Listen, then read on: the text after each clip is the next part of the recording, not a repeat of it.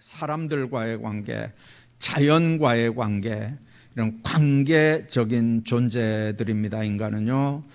그런데 자연과의 관계, 인간들과의 관계, 하나님과의 관계가 세상 살 때 정말 중요한 관계들이지만 이제 그 관계가 얽히고 깨지면 이제 갈등 관계가 되잖아요.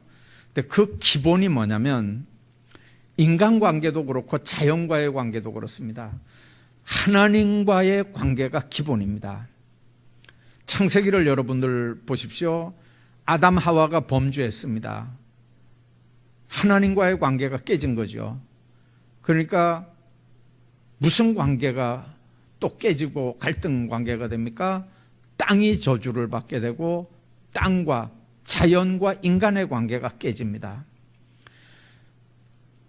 얼마 안 있어서 가인과 아벨 사건이 물론 제사 문제 때문에 일어나긴 했지만 한 부모 밑에 형제들이 인간과 인간의 갈등 관계에서 살인 사건이 일어납니다.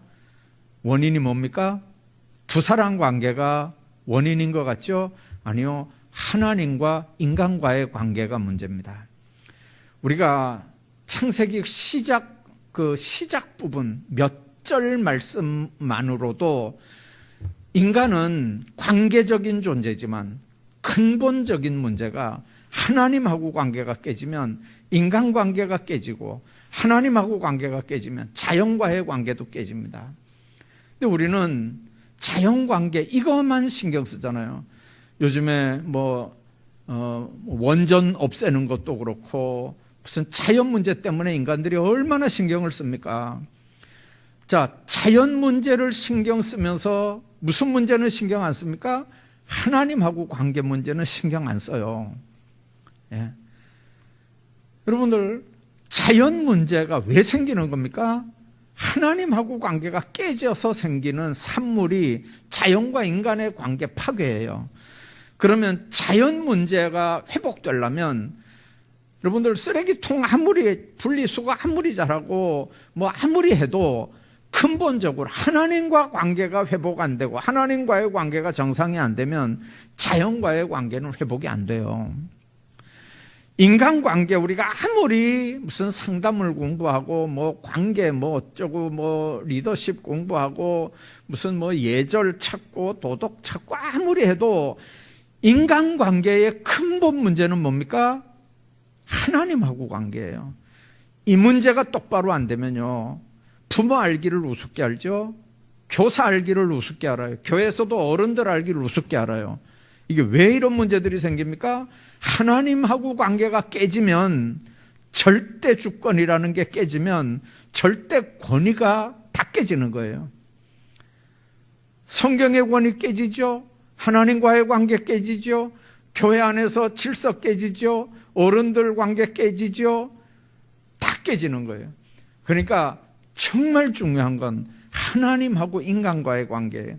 이 관계가 회복이 돼야 사람들과 사람 사이의 관계도 회복이 되고 자연과의 관계도 회복이 되고, 그래서 하나님이 하나님 앞에 복된 삶을 살게 하시는 질서 안에서 인간들이 살아가게 되는 줄로 믿습니다.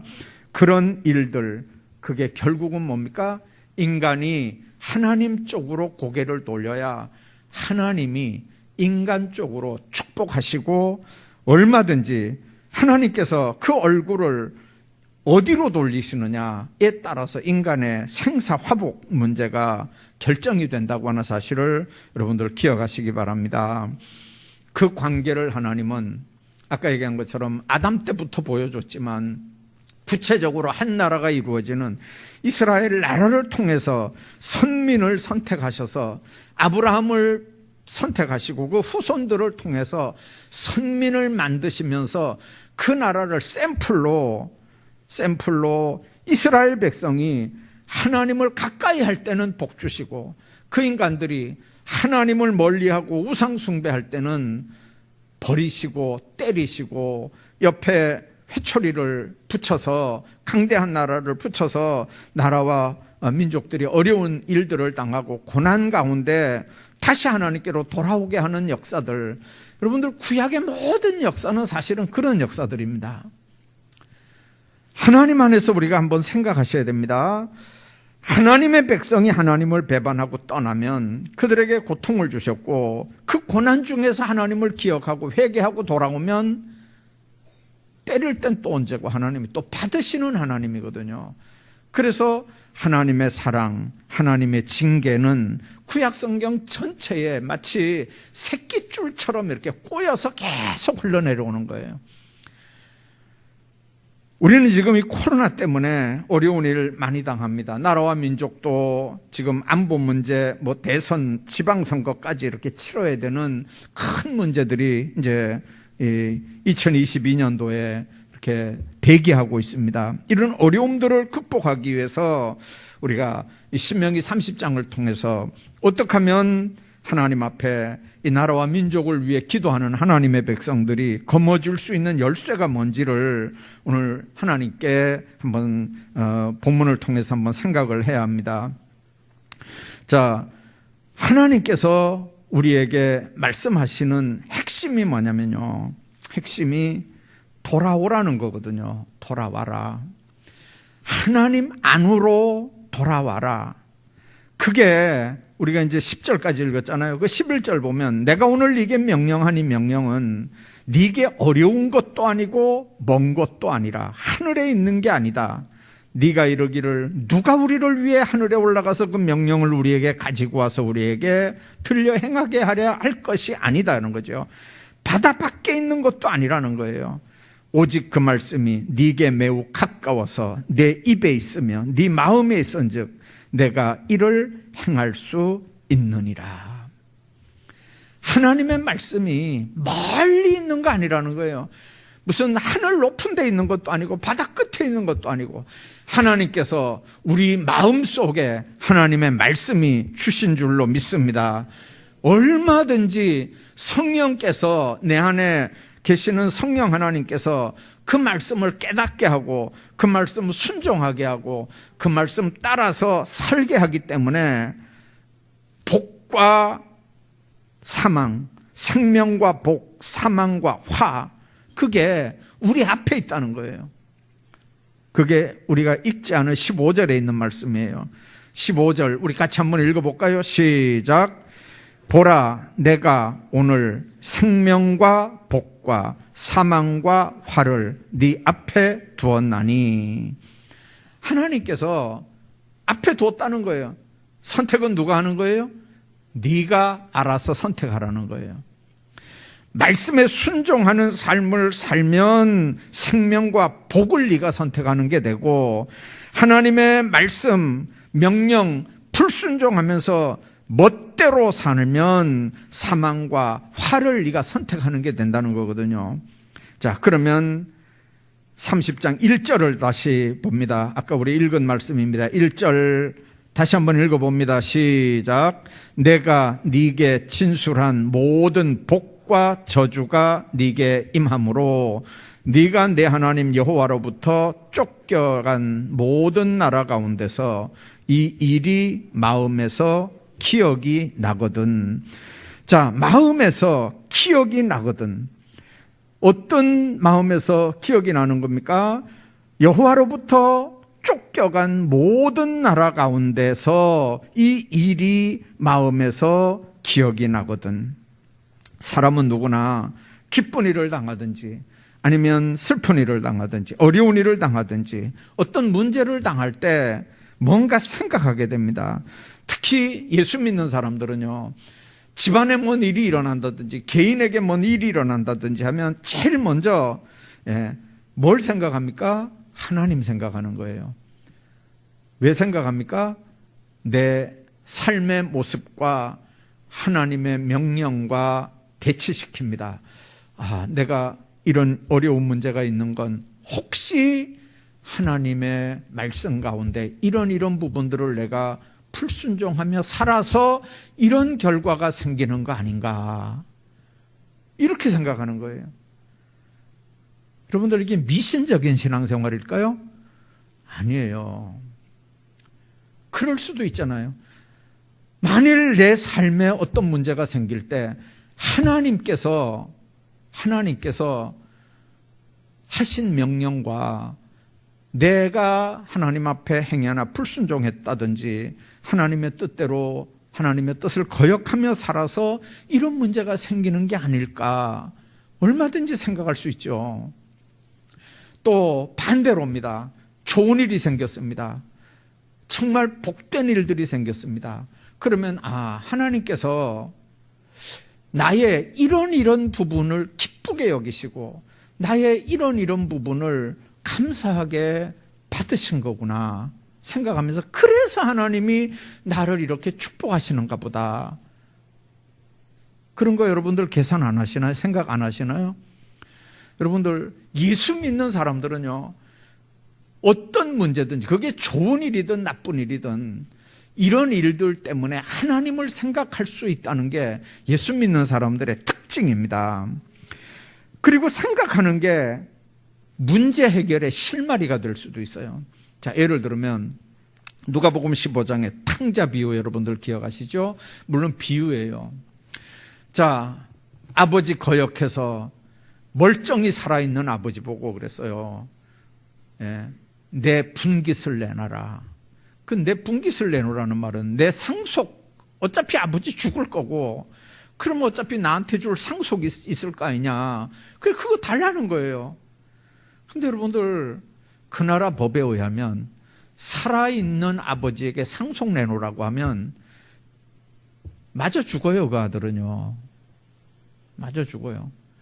상속권이 물론 아들에게 있어요. 그러나 추구 안 주는 건 아버지 마음대로예요. 아버지가 살아있을 때는요, 자녀들 중에 한 아들에게 다 몰아주고 한 아들은 하나도 안 줘도 할 말이 없어요.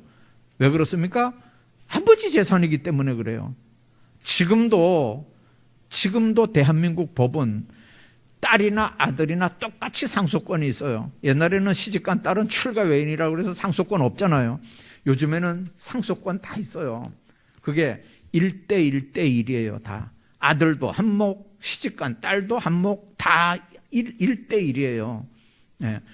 근데 그거는 아버지가 상속을 안 하고 죽었을 때 법적으로 나눠주는 분깃이 그래요. 1:1:1. 근데 아버지가 살았을 때 자기 재산이잖아요.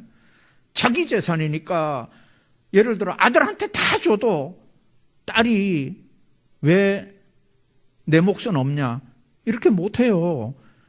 아버지 자기 재산 가지고 한 사람한테 몰아줘도 방법 없지 뭐고요. 근데 그렇게 안 하고 부모가 돌아가셨어요.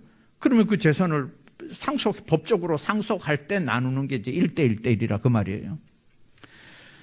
여러분들 유대법은 훨씬 우리보다 더 무서웠어요. 그러니까 아버지가 살아있는데 내 몫을 내놔라, 내 유산을 내놔라. 그거는 그때 만일 세상 법에서 알면 그 아들은 마저 죽는 거예요. 근데 아버지가 한 말도 안 하고 줬잖아요. 그 돈 다 가져가서 기생 파티를 하면서 못된 짓 하다가 다 재산 날렸다 그랬어요. 돈 있을 때야 사람이 뭐 친구도 있고 뭐 다 있죠. 돈 없는데 여러분들 타국에 가서 돈 없는데 누가 여러분들 그 사람 주변에 있을 사람들이 어디 있어요? 다 떠나갔어요. 친구도 없고 뭐 아무도 없으니까 나중에 먹고 살아야 될 거 아니에요. 그래서 간 게 돼지 농장에 취직을 한 거예요. 돼지 농장에 취직을 했는데 세상에 물론 비우니까 그랬겠지만 밥은 먹이고 일을 시켜야 될 거 아니에요. 근데 돼지가 먹는 쥐엄 열매로 배를 불리려고 했는데도 사람 먹을 게 없는 거예요. 일꾼 먹을 게. 근데 생각하는 거죠. 우리 아버지 집에는 지금 양식이 풍족한 일꾼들이 얼마나 많은데 세상에 내가 여기 와서 이게 쥐엄 열매도 못 얻어먹으면서 돼지 친다는 게 이게 말이 되냐. 돌아가자는 거죠. 아버지한테 돌아가자. 가서 빌자는 거예요. 그리고 뭐 상속권, 뭐 아들, 뭐 이거 아니고 품꾼의 하나로만 봐달라고 그냥 빌자. 그리고 아버지한테 가자는 거예요. 자, 여러분들, 그걸 성경에서는 회개라 그러는 거예요. 회개. 자기가 하나님 앞에 잘못한 걸 깨닫고 다시 아버지 앞에 되돌아오는 게 회개예요. 아, 내가 잘못했구나. 그러면서 거기서 죽을 때까지 돼지나 치고, 아, 내가 정말 잘못했네. 내가 못된 짓 했네. 아이고, 아버지한테 큰 죄를 졌네. 그렇게 하고 거기서 계속 돼지 먹이고 있으면 그건 회개가 아니에요. 예. 가서 품꾼의 하나로 봐달라고 하자. 그냥 아버지 아들 다 포기하고 그냥 아버지한테 돌아가자 하고 돌아오는 게 회개라고요. 그러니까 하나님 안에서 이 고난 중에 아버지를 생각하는 거예요. 고난 중에 아버지 집을 생각하는 거예요. 그리고 마음을 돌이키는 거잖아요. 요한계시록에 보면 2장에 에베소 교회에 보내는 편지 가운데 이런 얘기가 있어요. 너를 책망할 것이 있나니 너의 처음 사랑을 버렸느니라. 그러므로 어디서 떨어진 것을 생각하고 회개하여 처음 행위를 가지라. 만일 그리하지 아니하고 회개하지 아니하면 내가 네게 임하여 네 촛대를 그 자리에서 옮기리라. 그런 말씀이 있습니다. 자, 어디서 첫사랑을 잃어버렸는지, 어디서 신앙이 병들기 시작했는지, 어디서 하나님하고 멀어지기 시작했는지, 어디서부터 내 삶에 고난이 오기 시작했는지, 이걸 빨리 발견을 해야 돼요. 신앙생활하는 사람들은요. 예. 내가 언제부터 기도줄을 놓쳤나? 내가 언제부터 새벽기도 못 나가게 됐나? 내가 언제부터 성경 안 읽게 됐나? 하나님과의 관계가 어디서부터 삐뚤어졌는지를 빨리 생각하셔야 돼요. 그걸 빨리 찾아내야 그 결과 때문에 이 문제가 생겼구나. 그래야 이 문제가 해결돼요. 여러분들 이 문제만 껴안고 아무리 씨름을 해도요, 의사한테 물어봐요. 의사는 뭐라 그러나? 자기 경험 얘기하고 자기 지식 얘기하죠. 철학 박사가 얘기해봐봐요. 그 사람 자기가 아는 철학 얘기 몰라. 그밖에 모르잖아요. 다른 사람하고 상담 한번 해봐요. 아, 그 사람은 그 사람 범위 안에서만 얘기하는 거예요. 정말 우리가 하나님과의 관계에서 이 문제 해결할 수 있는 방법은요, 하나님 앞에 엎드리는 거예요. 성령께서 깨닫게 하시는 거예요. 생각나게 하시는 거예요. 성령께서 회개할 수 있는 기회도 주시는 거예요. 그래야 이 문제가 해결돼야, 이 어디서부터 이 문제가 생겼는지를 알아야, 그래야 그 지금 끌어안고 있는 문제가 그 문제부터 이렇게 해결이 되고 풀려나가는 줄로 믿습니다. 우리 고난이 어디서부터 시작되는지, 내 문제가 어디서부터 시작되는지, 내 건강이 어디서부터 시작되는지, 거기를 빨리 찾아가야 돼요. 그 자리를 빨리 찾아가서 거기서부터 새로 시작해야 된다고요. 하나님 안에서 여러분들 정말 어렵고 힘들지만 회개라고 하는 게 바로 그런 부분들이에요. 예수 믿는 사람들은 그래서 회개가 특권이에요. 회개가 특권이라고요. 왜 그러냐면요, 지금 어렵고 힘든 부분들, 이거를, 이 실타래를 풀 수 있는 게 거꾸로 돌아가, 타임머신을 타고 거꾸로 돌아가서 회개하고 거기서부터 새로 시작해야 되는데, 회개할 수 있는 예수쟁이들 말고는 거기서부터 시작할 수 있는 방법이 없어요. 예수 안 믿는 사람들은 어디서부터 시작합니까? 여기서부터 새로 시작하는 거예요. 반성하고 결단하고 여기서부터 시작하는 거예요. 그러면 이 사이에 이 문제는 어떻게 합니까? 끌고 가는 거예요. 끌어안고 가는 거예요. 근본 문제가 해결 안 돼요. 예. 예수 믿는 사람들은 여기서부터 문제구나. 여기서부터 잘라내고 여기서부터 새로 시작하니까 주님께서 거기서부터 새로 시작할 수 있는 은혜를 주시는 줄로 믿습니다. 회개는 특권이에요. 예수 믿는 사람의 특권이에요. 근데 우리 쪽에는 그런데 마귀 쪽에서는 특권일까요?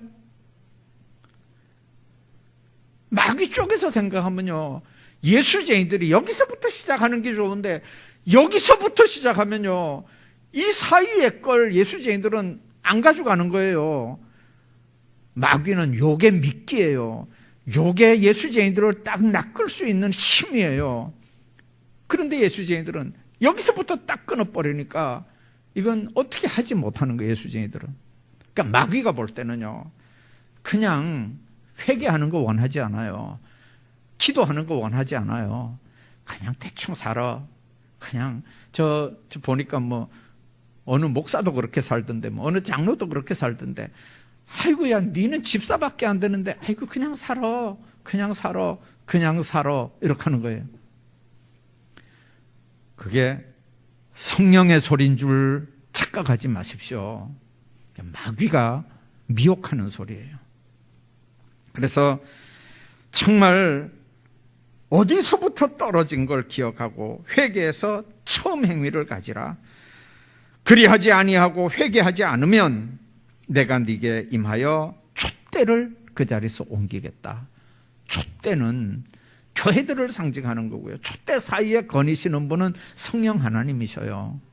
촛대를 옮긴다는 말은 무서운 얘기예요. 자, 두 번째는 뭘 생각해야 되냐면 2절에 있는 말씀 보십시오. 하나님께 돌아와서 마음을 다하고 뜻을 다하고 정성을 다해 하나님께 순종하고 하나님 사랑하라고 말씀하는 거예요. 우리가 하나님 섬기고 신앙생활을 했지만 사실은 우리 마음과 뜻과 정성 다해서 주님 사랑하고 주님께로 향한 마음, 중심이 부족했다는 거거든요. 자, 세상 사랑하는 사랑과 한 발은 세상에 한 발은 주님께, 교회에, 이게 두 주인 섬기는 삶을 살았다는 거거든요. 예수 믿는 사람들이요, 하나님 안 사랑하는 사람은 잘 없어요.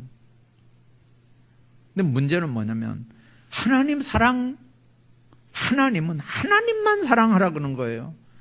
그런데 인간들은 하나님도 사랑하는데 동시에 뭐도 사랑해요? 세상도 사랑하는 거예요. 세상도 사랑. 여러분들 부부싸움 하는 사람들 한번 봐봐요.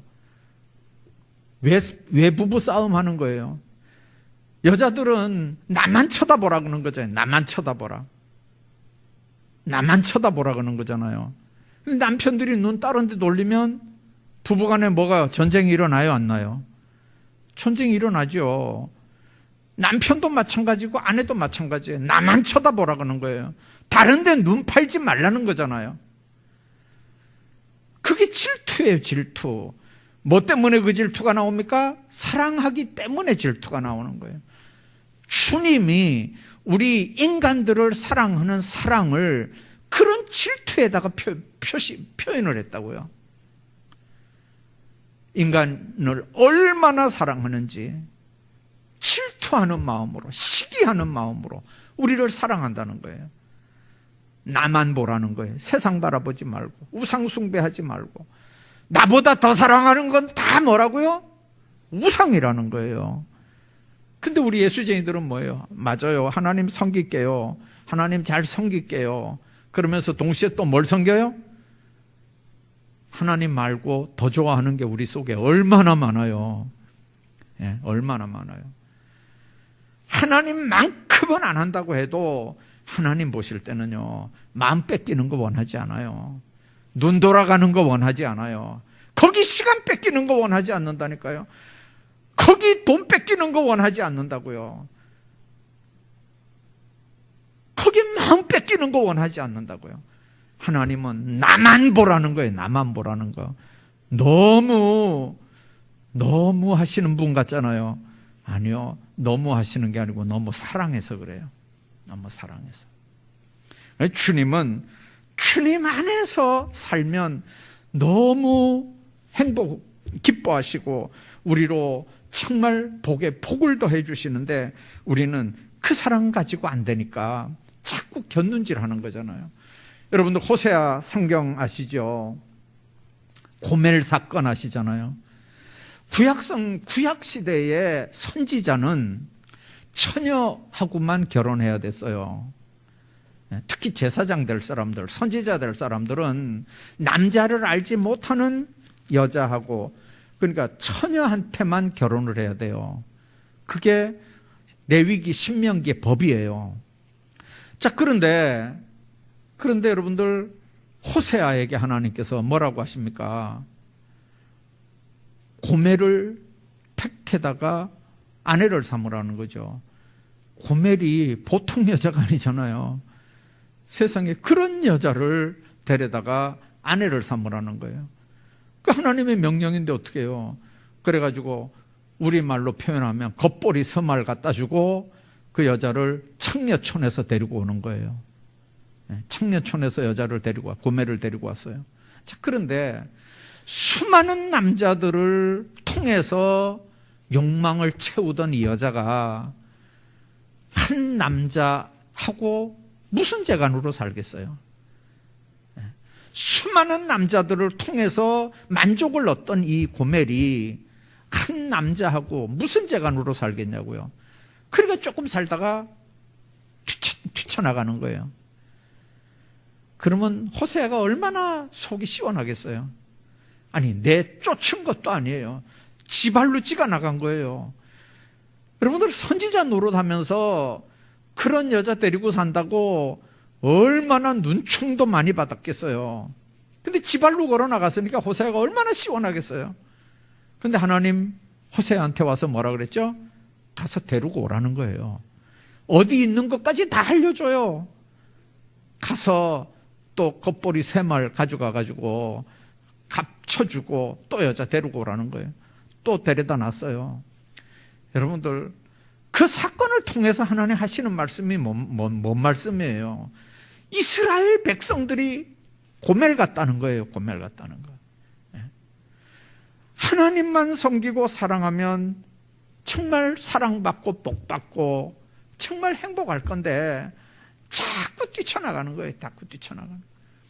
꼭 고멜 같다는 거예요. 이스라엘 백성들이. 하나님께서 우리에게 요구하는 건 바로 그런 거예요. 지금이라도 돌아오라는 거예요. 이 신명기 30장 전체가 이 신명기 전체의 결론이거든요. 핵심이 뭡니까? 돌아오라는 거예요. 돌아오라는 거. 돌아오라. 진짜 사랑은 하나님한테만 있어요. 저는 요즘에 가끔 그런 얘기 들어요. 이제 뭐 40년, 50년 이렇게 산 부부 사이에도요, 이제 한 40년, 50년 이렇게 부부가 됐으니까 뭐 20살에 결혼해도 50년 살아면 70대잖아요. 귀찮아 하더라고요, 서로가. 서로가 귀찮아해요. 짐스러워해요. 짐스러워. 남편도 아내를 짐스러워하고, 아내도 남편을 짐스러워하고, 예수 안 믿는 사람들 이렇게 얘기하는 거 보면 어떨 때 소름이 쫙쫙 끼치게 얘기해요. 정말 부부관계가 저런 관계인가? 정말 예수 안에 사는 사람들은요, 남자들이고 여자들이고 정말 복받은 사람들이에요. 진짜예요. 복받은 사람들이에요. 근데 예수 밖에 사는 사람들 이렇게 얘기 들어보면요, 아이고, 저게 부부인가 싶어요. 저게 부부인가 싶어요.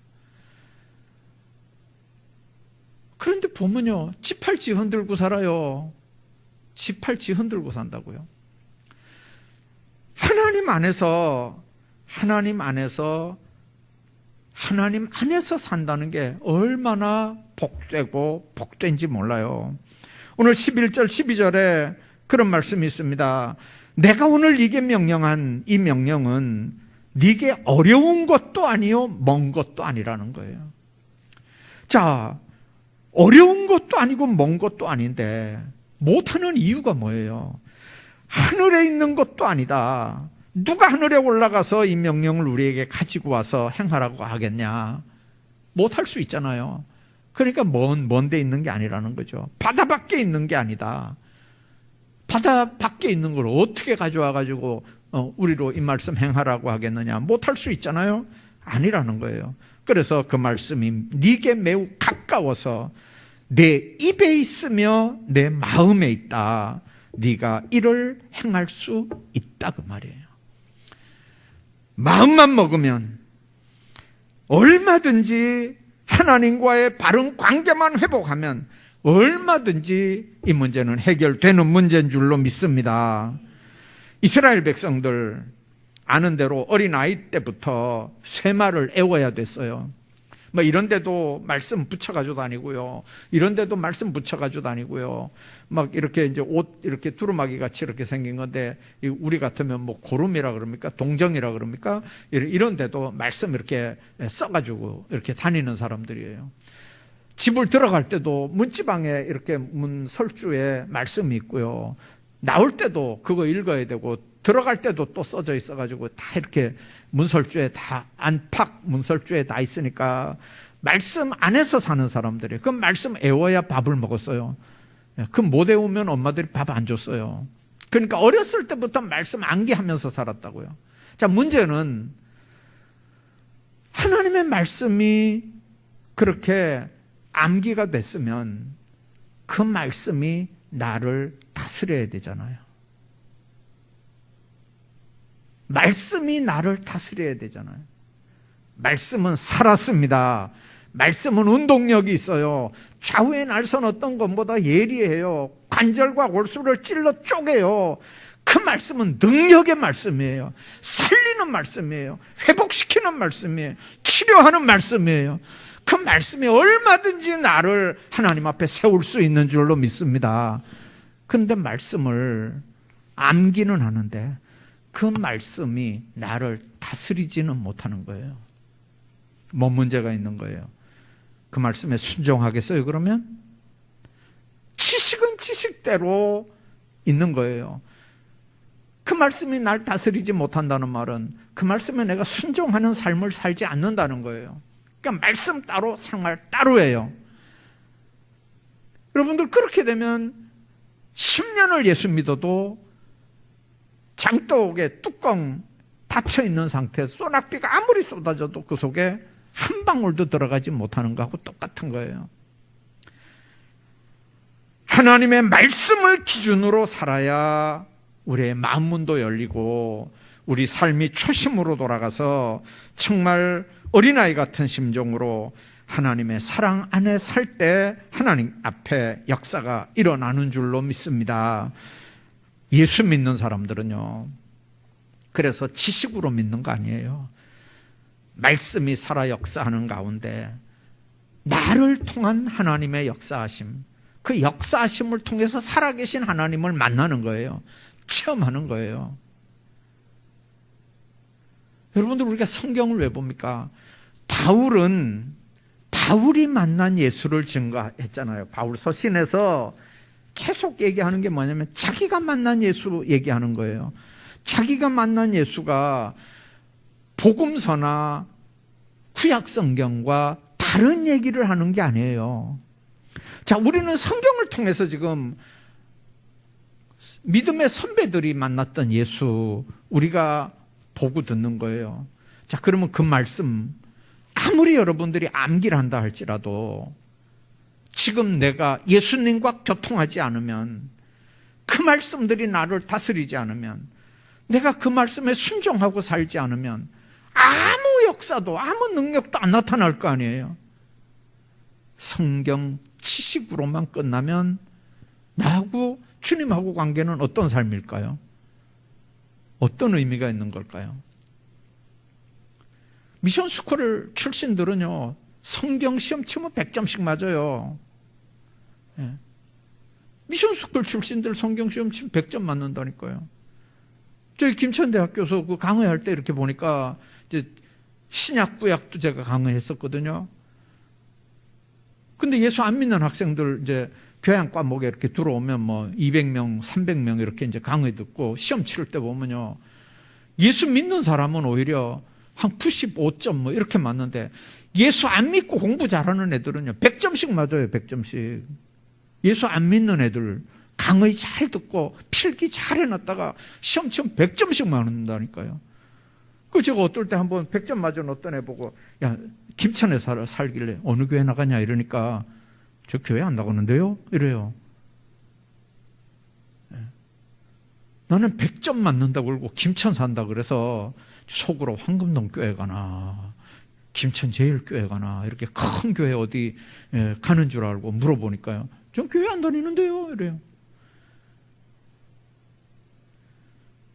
여러분들 그런 지식, 100점 맞는 그런 지식이 뭐가 의미가 있는 거겠어요?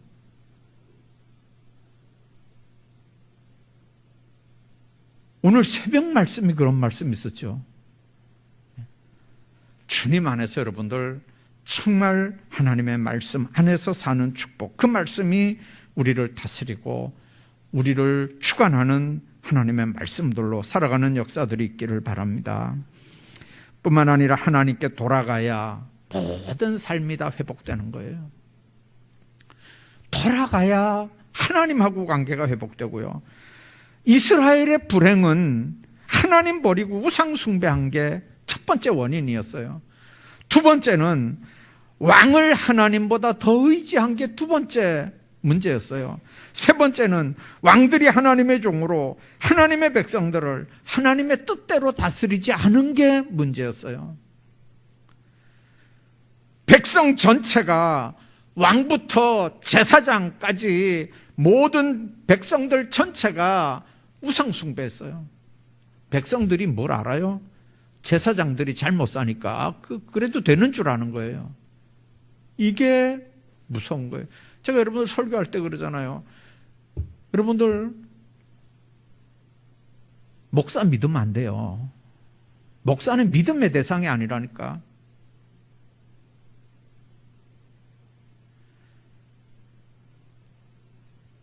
장로님들, 권사님들, 여러분들 길 아닌 데로 간다고 여러분들 그거 따라가겠어요?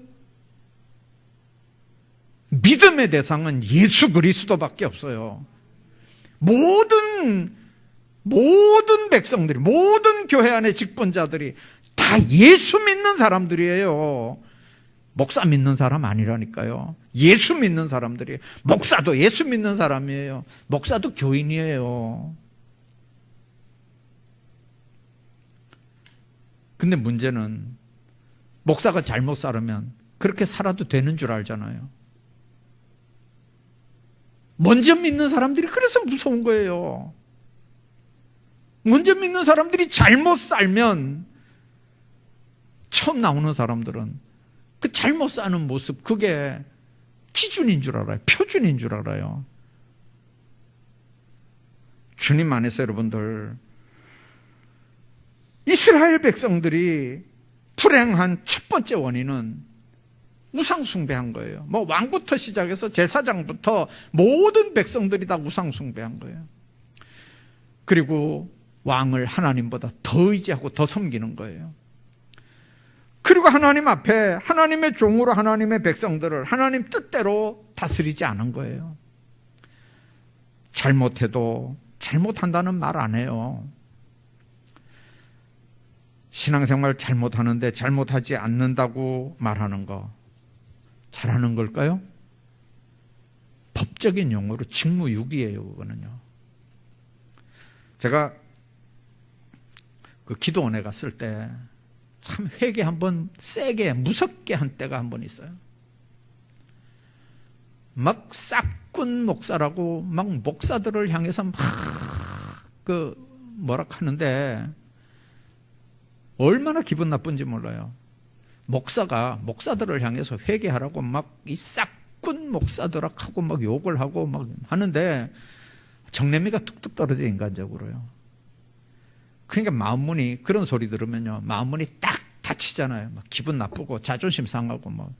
아니, 목사 보고 싹군 목사라고 막 욕해봐요. 그게 욕으로 들리는 거예요. 기분 나쁘게 들리는 거예요. 근데 풀어가는 거예요. 지옥 갈 교인들이 지옥 가는 걸 보고도 그 길로 가면 지옥 간다고, 그렇게 살면 안 된다고 왜 얘기를 안 해주냐는 거예요. 그 사람들이 내는 헌금을 먹고 살면서, 그 사람들이 지금 지옥 가는데 왜 지옥 간다고 얘기 안 하냐 그 말이에요.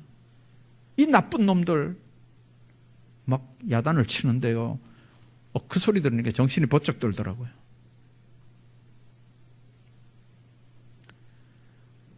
여러분들, 그 사람들이 헌금 내는 거 먹고 사는 목사들이, 그 사람들이 지금 지옥 가는데, 지옥 가는 길로 살아가는데, 그 길로 가면, 그렇게 살면, 그렇게 신앙생활하면, 그렇게 예수 믿으면 당신 지옥 간다고 왜 목사들이 얘기 안 하냐는 거죠.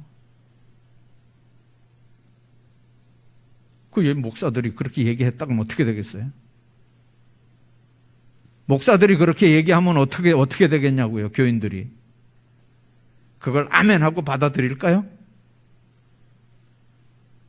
그러니까 목사들이 야가요, 요즘에. 목사들이 야가서 그런 얘기 잘 안 하려고 그러잖아요. 하나님 앞에서 볼 땐 싹군인 거예요. 그게 돈만 받아먹고 월급만 받아먹고 할 얘기는 안 해주는 거, 지옥 가는 거 보고 구경만 하는 거, 하나님이 보실 때 그게 싹군이라는 거예요. 그 소리 듣고 와가지고 제가 여러분들한테 한번 설교 이 얘기 한번 했어요. 언제? 그때 진짜 회개 많이 하고 왔어요. 회개하고 왔는데 요즘도 그 얘기 또 잘 안 하잖아요. 그럼 맨날 하면 어떻게 되겠어요? 맨날 하면.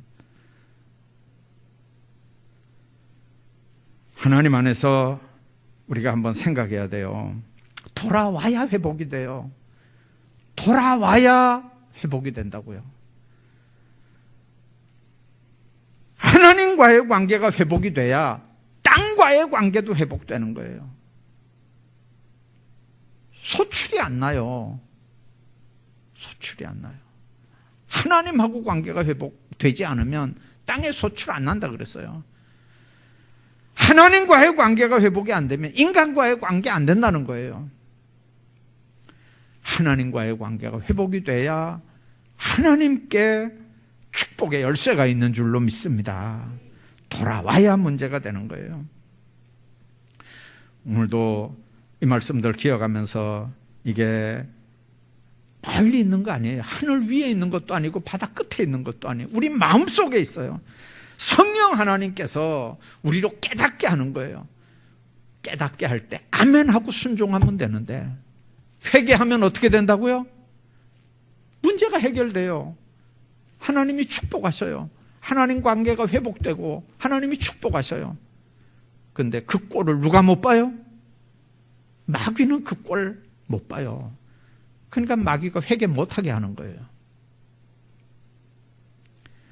그래서 여러분들 영적으로 이 비밀들을 아셔야 돼요. 회개해야 살아요. 돌아와야 살아요. 마귀는 어떻게든지 안 돌아오게, 못 돌아오게 하는 거예요. 어떻게든지 하나님과의 관계 회복 안 시키는 거예요. 왜 그러냐면 그래야 내 쫄병 노릇하거든요. 그래야 교회 안에서든 교회 밖에서든 그래야 자기 사람 되는 거예요. 마귀가 자기 사람 만드는 거예요. 여러분들 영적 비밀들을 꼭 마음속에 기억하면서 정말 하나님께로 돌아가야 모든 문제가 해결된다고 하는 거, 생명과 복, 사망과 화가 우리 앞에 있어요. 하나님께서 오늘 우리로 선택하라고 하는 거예요. 선택의 이유가 어디 있습니까? 하나님은 인간들을 사랑하시되 너무 사랑하셔서 정말 곁눈질하지 못하게 하고 주님만 바라보고 살게 하거든요. 그 사랑들 여러분들 마음속에 기억하면서 정말 복된 삶들 살아가시기를 주의 이름으로 축복합니다.